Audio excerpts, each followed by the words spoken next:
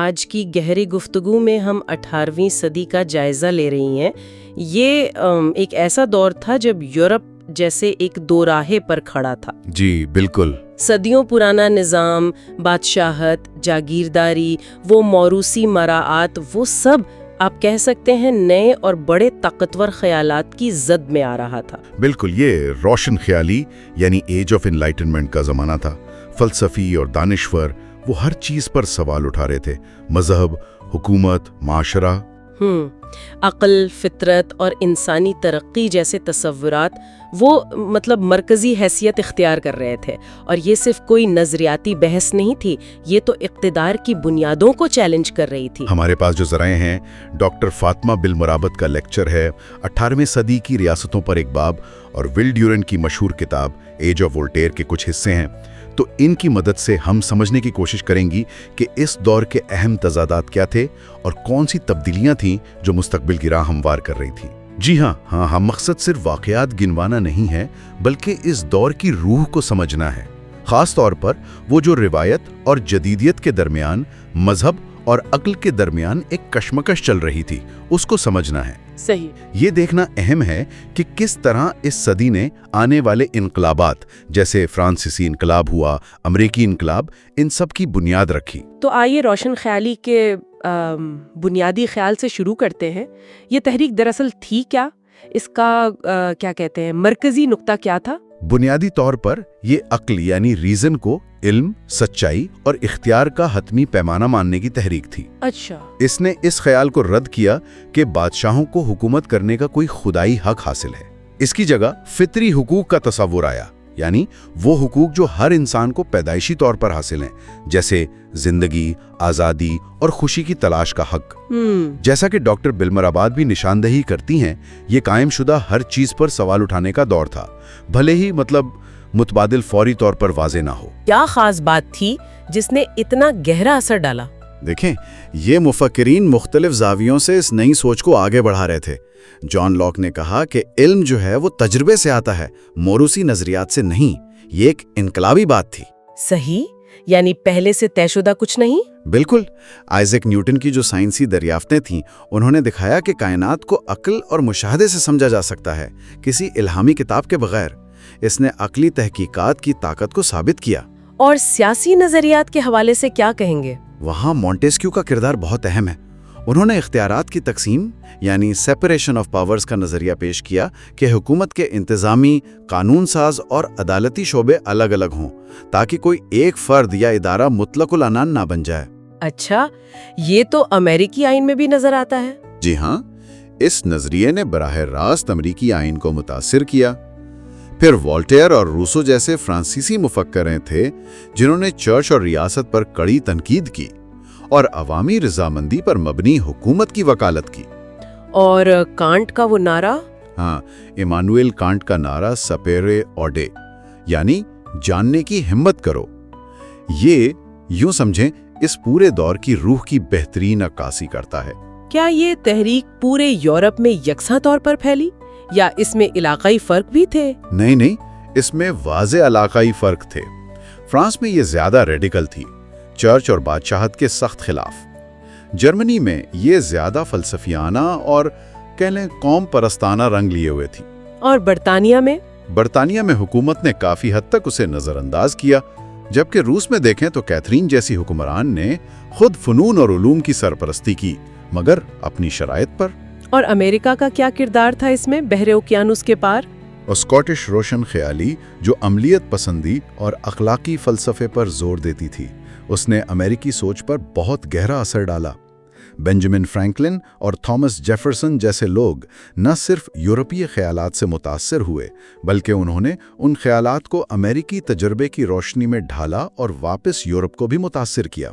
تو یہ خیالات کا ایک دو طرفہ تبادلہ تھا۔ اسی دور میں ایک بڑا دلچسپ تصور روشن خیال مطلق العنانیت کا بھی ملتا ہے، یعنی انلائٹنڈ ایبسولوٹزم۔ یہ نام ہی اپنے آپ میں تھوڑا متضاد نہیں لگتا؟ روشن خیال بھی اور مطلق العنان بھی؟ بالکل، یہ ایک بڑا متنازع اور پیچیدہ تصور ہے۔ خیال یہ تھا کہ کچھ بادشاہ روشن خیالی کے اصولوں کو اپناتے ہوئے اپنی ریاستوں میں اصلاحات لا سکتے ہیں بغیر اپنی مطلق طاقت چھوڑے، फ्रेडरिक दोयम प्रूशिया के, कैथरीन द ग्रेट रूस की और जोसेफ दोयम ऑस्ट्रिया के अक्सर इसकी मिसाल के तौर पर पेश किए जाते हैं। फ्रेडरिक दोयम की मिसाल लेते हैं, जिसे रियासत का पहला खादिम भी कहा जाता है। ज़राए बताते हैं कि उसने कानूनी इस्लाहात की, सेंसरशिप नरम की और मजहबी रवादारी भी दिखाई। ये सब दुरुस्त है, और वो वोल्टेयर जैसे फिलॉसफियों से खुदो खिताबत भी करता था। लेकिन यहाँ किलीदी नुक्ता यह है कि उसकी तमाम इस्लाहात का बुनियादी मकसद रियासत को ज़्यादा मौसर और ताकतवर बनाना था, खासतौर पर फौजी लिहाज से। अच्छा। उसने प्रूशियन उमरा यानी जंकर्स की समाजी और मुआशी हैसियत को बिल्कुल नहीं छेड़ा, क्योंकि फौज और इंतजामिया में उनकी ज़रूरत थी। ज़रई गुलामी यानी सर्वडम को भी बड़ी हद तक बरकरार रखा। तो रोशन ख्याली के उसूल वहाँ सानवी हैसियत रखते थे, जहाँ वो रियासती ताकत या उसके अपने इख्तदार से टकराते थे। तो क्या ये कहा जा सकता है कि ये हुक्मरान रोशन ख्याली के नजरियात को एक तरह से अपनी हुक्मरानी को जवाज बख्शने या अपनी रियासत को मजबूत करने के लिए इस्तेमाल कर रहे थे, बजाय इसके कि वो वाकई इन उसूलों पर सच्चे दिल से अमल पैरा हैं? जी, बड़ी हद तक यही हकीकत नजर आती है। कैथरीन ने भी कानून साजी की कोशिश की, फिलोसोफर से राब्ते रखे। जी हाँ, जिक्र है उसका। चलने के बाद ज़रई गुलामी को मजीद सख्त कर दिया। ओहो। जोसेफ दोयम शायद उनमें सबसे ज्यादा मुखलिस था।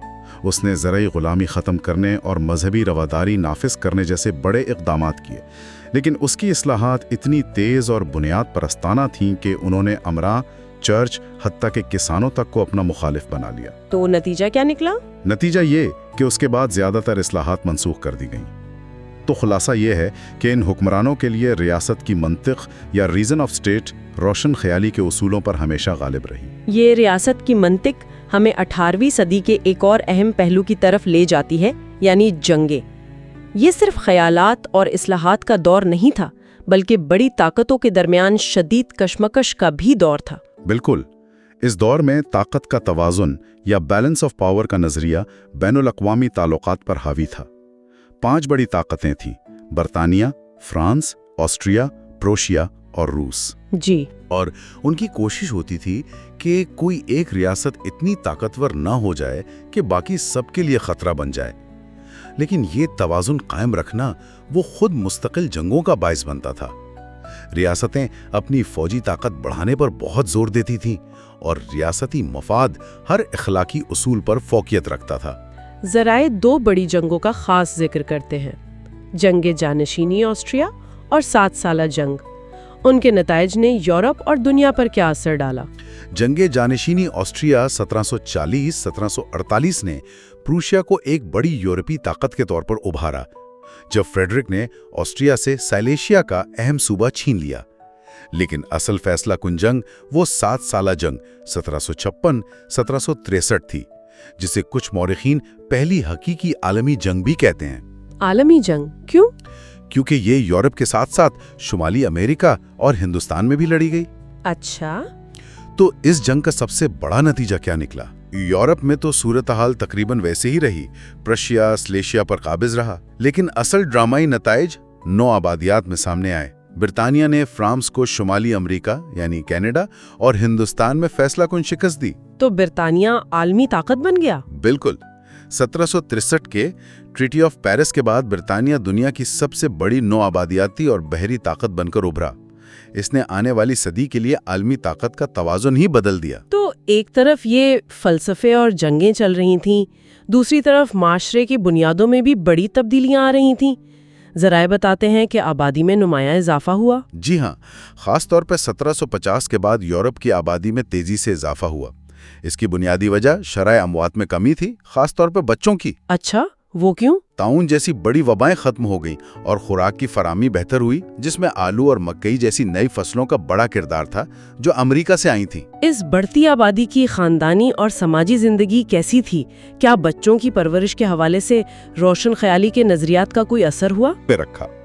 रोशन ख्याली खास तौर पर रूसों के ख्यालात ने आला तबके में बच्चों की परवरिश के बारे में नए तसव्वुरात को जन्म दिया।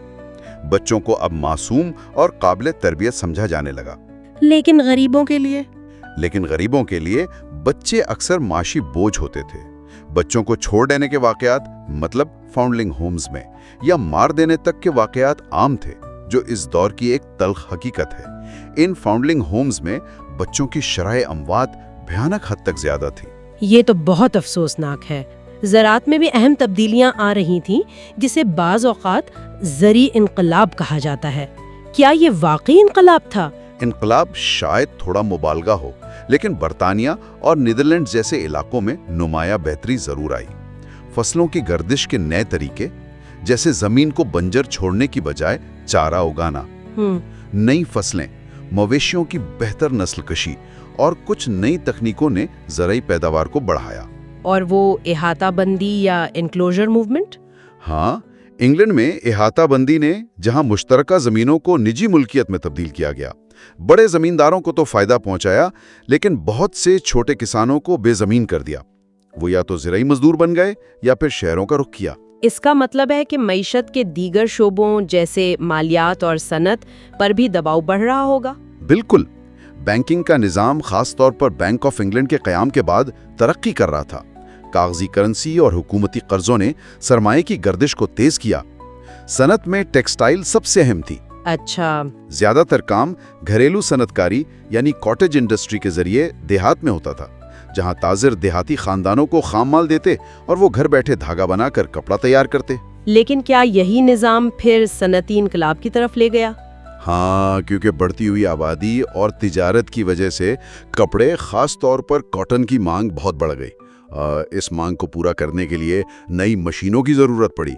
रिचर्ड आर्कराइट की वाटर फ्रेम जैसी इजादात ने काटने के अमल को तेज़ किया और फैक्ट्रियों के क़याम की राह हमवार की, जो सनती इनकलाब का एक तरह से नुक्ते आगाज़ था।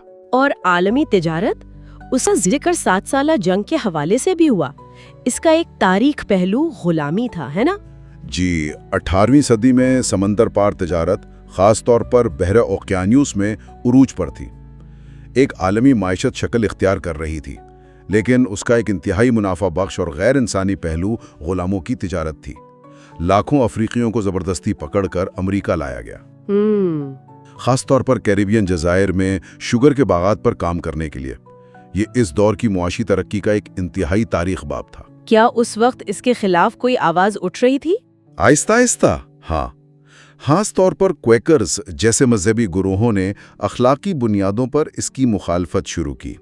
कुछ रोशन ख्याल मुफक्किरीन ने भी इस पर तनकीद की, लेकिन अमली तौर पर इस तिजारत को ख़त्म करने में बहुत वक्त लगा। ये तजाद भी उस दौर की पहचान है कि आज़ादी और हुकूक की बात करने वाले मुआशरे गुलामी पर इन्हिसार कर रहे थे। बिल्कुल, यही तो इस दौर का बड़ा तजाद है। इन तमाम तब्दीलियों के बावजूद मुआशरे की बुनियादी साख्त कैसी थी? क्या वो अब भी पुराने निज़ाम, मतलब तबकों पर कायम थी? जी हाँ, बुनियादी तौर पर मुआशरा अब भी मौरूसी तबकों यानी एस्टेट्स में बटा हुआ था। सबसे बड़ा तबका किसानों का था, जिनकी हालत जगह जगह मुख्तलिफ थी। मगरबी यूरोप में निस्बतन आज़ाद, मशरिकी यूरोप में ज़री गुलाम यानी सर्फ, इन पर भारी टैक्स और वाजिबात थे। और दूसरा तबका उमरा या नोबेलिटी का था। छोटा सा तबका, लेकिन बेपनाह कानूनी और समाजी मराहत का मालिक, जैसे टैक्सों से छूट और आला ओहदों तक रसाई। और तीसरा तबका शहरों में रहने वालों का था। हाँ, शहरी बाशिंदे जो तादाद में कम थे, लेकिन मुआशी और सकाफती तौर पर अहम थे।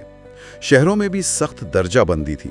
ऊपर अमीर ताजिर और बैंकर, फिर दरमियाने दर्जे के दुकानदार और पेशावर, फिर कारीगर, और सबसे नीचे मजदूर, नौकर और गरीबों की एक बहुत बड़ी तादाद। Will Durant age of Voltaire में लिखते हैं कि ये दौर सिर्फ हुक्मरानों और फिलॉसफियों का नहीं था, बल्कि आम लोगों की जिंदगी, उनकी जिद्दोजहद, उनके अकायद का भी था। जी बिल्कुल। ड्यूरेंट खास तौर पर मजहब और फलसफे की कशमकश पर जोर देते हैं। वो लिस्बन के ज़लज़ले का जिक्र करते हैं। उस वाक़े ने क्या किरदार अदा किया? 1755 में लिस्बन पुर्तगाल में एक तबाहकुन जलजला आया, जिसमें हजारों लोग मारे गए। बहुत से लोग चर्च में इबादत के दौरान हलाक हुए। कुछ मजहबी रहनुमाओं ने इसे गुनाहों की सजा करार दिया। ओह! इस पर वोल्टेयर जैसे मुफक्करीन ने शदीद रद्द-ए-अमल जाहिर किया। वोल्टेयर ने अपना मशहूर तंजिया नावल कैंडिड लिखा, जिसमें उसने इस ख्याल का मजाक उड़ाया कि सब कुछ अच्छा है और दुनिया में मौजूद बुराई और मसाइब की मौजूदगी पर सवाल उठाए। تو یہ واقعہ ایک طرح سے علامت بن گیا؟ ایشی، یہ واقعہ مذہب اور عقل کے درمیان جاری وسیع تر کشمکش کی علامت بن گیا۔ ڈیورنٹ کے مطابق یہ فکری جنگ 18ویں صدی کی روح تھی۔ تو اگر ہم اس پوری گفتگو کو سمیٹیں تو 18ویں صدی واقعی تضادات کا دور نظر آتی ہے۔ ایک طرف روشن خیالی کے بلند بانگ دعوے ہیں، عقل، آزادی، انسانی حقوق، اور دوسری طرف مطلق العنان بادشاہتیں، سخت سماجی ڈھانچے، تباہ کن جنگیں اور غلامی جیسی حقیقتیں۔ بالکل، یہ صدی ایک ایسی تجربہ گاہ تھی جہاں نئے نظریات پرانی طاقتوں اور ڈھانچوں سے ٹکرا رہے تھے۔ روشن خیال مطلق العنانیت نے دکھایا کہ حکمران طبقہ تبدیلی کے لیے تیار تو تھا، مگر صرف اس حد تک جہاں ان کی اپنی طاقت اور ریاست کا استحکام متاثر نہ ہو۔ بنیادی سماجی تبدیلی ان کا مقصد نہیں تھا۔ اور معاشی اور سماجی سطح پر جو تبدیلیاں آ رہی تھیں، آبادی میں اضافہ، زراعت میں بہتری، تجارت کا پھیلاؤ، وہ بھی جیسے غیر محسوس طریقے سے پرانے نظام کی بنیادوں کو کھوکھلا کر رہی تھیں۔ جی ہاں، اور جیسا کہ ڈیورنٹ نے اجاگر کیا، مذہب اور عقل کی کشمکش نے لوگوں کے سوچنے کے انداز کو بدلنا شروع کر دیا تھا۔